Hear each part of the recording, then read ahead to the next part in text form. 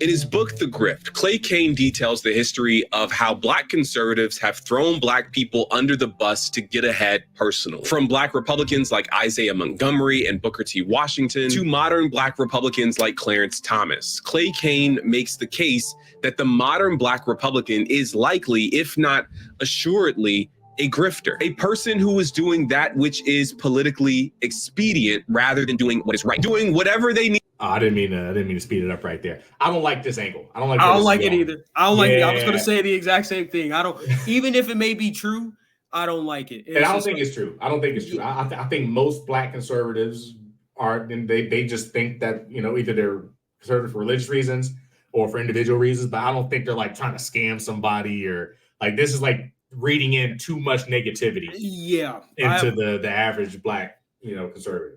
I'm right there with you. I completely agree. And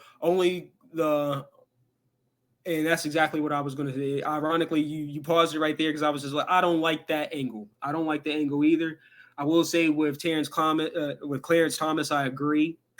but him only just because I have watched the Frontline documentary on him, and I have a little bit more insight on him. So that's just my personal opinion of Clarence in particular, but I don't like it. I'm 1,000% agree with you. I don't like that angle. I don't like classifying Black Republicans as Uncle grifters and Uncle Toms and just saying that they can't have a unique perspective. I don't like that. I think that's disrespectful. Right. Yeah, I think politics tends to just go too negative too often. It's just like they can't just be somebody you disagree with. They got to be grifters now. So right. Like that's a little bit too far. And it's just like I'm 1,000% with you. Need to do to get that all expenses paid trip to fancy places. I couldn't help but wonder if some of the folks I was talking to fit that description. So I asked Pastor Lorenzo whether or not he was a grifter. In my reporting, I've spoken to Clay Cane, who wrote a book about grifters, how sometimes Black Republicans will align themselves with political power for their own personal advantage. Sure. What do you say to a person who says, hey, like, you're a talented, gifted person, but we didn't necessarily know who you were, but now you're speaking on one of the biggest platforms in the world tonight? Quite frankly, I don't need another opportunity to speak. Has the Republican Party said, Lorenzo, we're going to write you a big check? No. If they did, it's just going to go right to the community anyway, right at the end of the day, because that's where my salary goes. You've mentioned Frederick Douglass and others from the 1800s, early 1900s. In those times, Black Republicans were elected by Black people. Sure. Today, Black Republicans, they're elected in majority white districts. Agreed. Why is it difficult, maybe even some would say impossible for a Black Republican to be elected in a Black? That's a good question. You know what? I'll wrestle with that. I think the biggest problem is the Republican Party, in my opinion. They have, I believe, drifted from their roots in terms of Black people having authority within that party.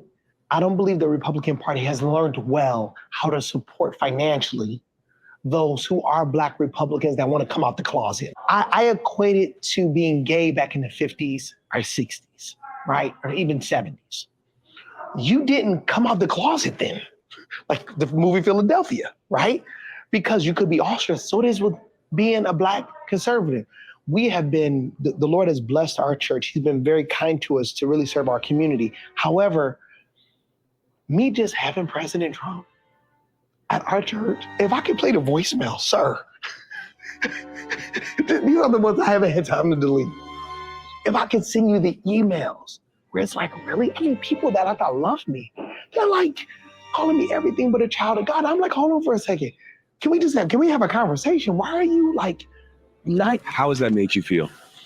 I was a drug dealer. I was a street pharmacist, right? Former. I ain't surprised, man. This dude's like a used car salesman. He does. He got that positive smile. I like Terry Crews. He almost has a Terry Crews-ish smile. Like, this guy is slick. Yeah. You gotta watch out for him. Yeah. Like, he reminded me of Vivek Ramaswamy, honestly. Vivek's slick too. I ain't saying he's a drug dealer, but Vivek's slick. Yeah, he's slick too. I don't like it's something. A car salesman is perfect. It's just like there's something about him that I don't trust. He may have a good smell. It's just like, but he seems there's something about him. It's just like I'm just not. I don't trust. don't like Yeah, it. even what he says, oh, if they did write me a big check, that's going right to the community. It's like, really? Because I care about the community. I'm like, if I got a big check, is it all going right to the community? It ain't No, going to the I'm gonna be community. honest about it. I'm gonna tell you, it ain't going right to the community. and if he's a pastor that has a salary, and just like you said, just like my salary goes to the community, I don't know him personally, but I do know the religious sector, and especially African Americans in the religious sector. I highly doubt that his salary. I don't know. I can't know it for a fact. Unless he calls himself the community. I am the community. All right, I was I'm just the community. I highly doubt that that's going right back to the community. But you're right. Like, yep. But my name is community.